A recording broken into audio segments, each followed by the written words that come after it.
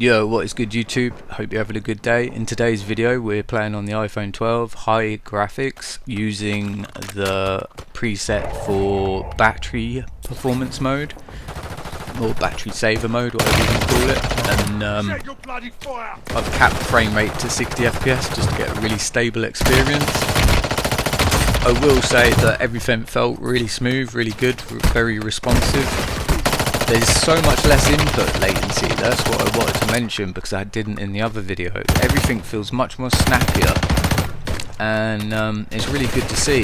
There's so much less lagginess and just all round the game just feels so good at 120 FOV. It feels faster obviously perceptionally, but it just feels smoother and faster anyway. One thing that I will note is oddly, you'll see when I'm near the tank, there was like a couple of times where it wasn't picking up my input and I was trying to move and I was like standing on the spot even though my stick was moving. I don't know if that was a server thing or the phone screen was hotter than it was in medium.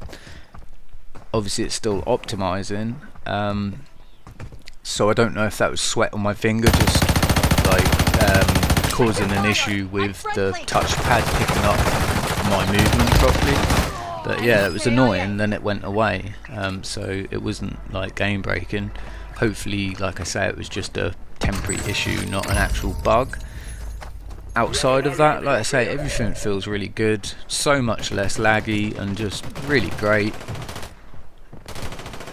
Obviously I mentioned in one of the other videos that it is much harder to see on a higher FOV, however you will adapt to it.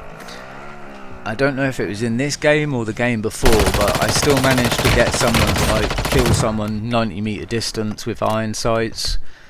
Outside of that sort of range you probably don't want to be like trying to gun people down, because if someone's on an iPad they're gonna obviously be able to see much more than you can. Vice versa, if someone's not on a higher FOV they're going to see much more, but you will get used to it.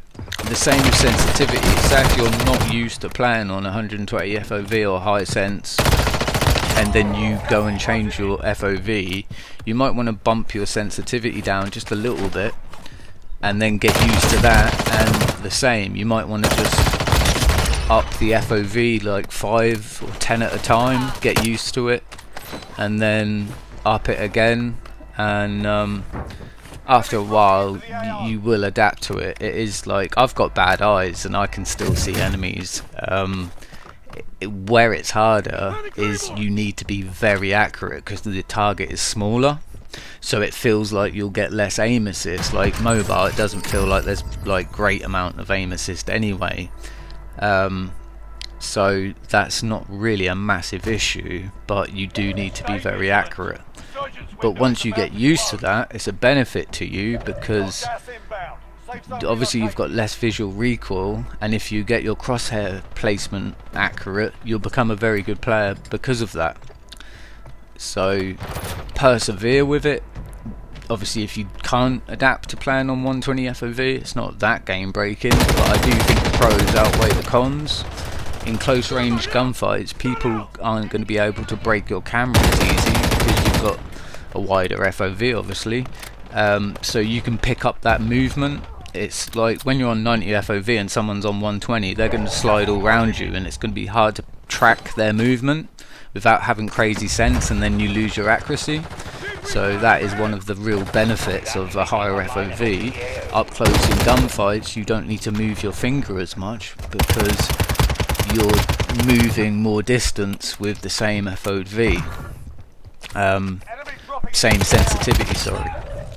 But yeah, outside of that, like I say, game felt really good. Flawless victory, no deaths, 12 kills in the end. And if you haven't tried the DG58, I'm going to do a video on some meta builds, but the DG58 is my favourite long range, medium to long range weapon, even rips up close. I'll leave a build in the comments. Try it out, it absolutely shreds, and on PC everyone's using it. Same with the Striker 9. That's the fastest TTK. The striker, just the normal striker. That's probably the second best SMG. It's much more of a long to mid range, excellent sniper support. You've also got, what's the other one, WSP9. Then you've got some conversion kits, MCW conversion kit, and you've got the BP50 conversion kit. They're very viable options. You've got the WSP Stinger. This is more of like, it's not really a viable option due to the mag size, but it's got a crazy TTK. It's down in like 500 milliseconds. It's actually one of the fastest TTKs in the game. So like I said, I'll do a proper video on that, doing some close range, long range meta builds. You can try out, have some fun with it. But anyway, that's going to be me. Peace out, have a good one, catch you in the next one. 10 remaining, keep it up.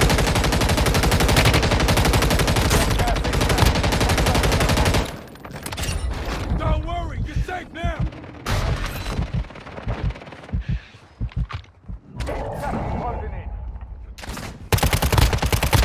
Only 5 left.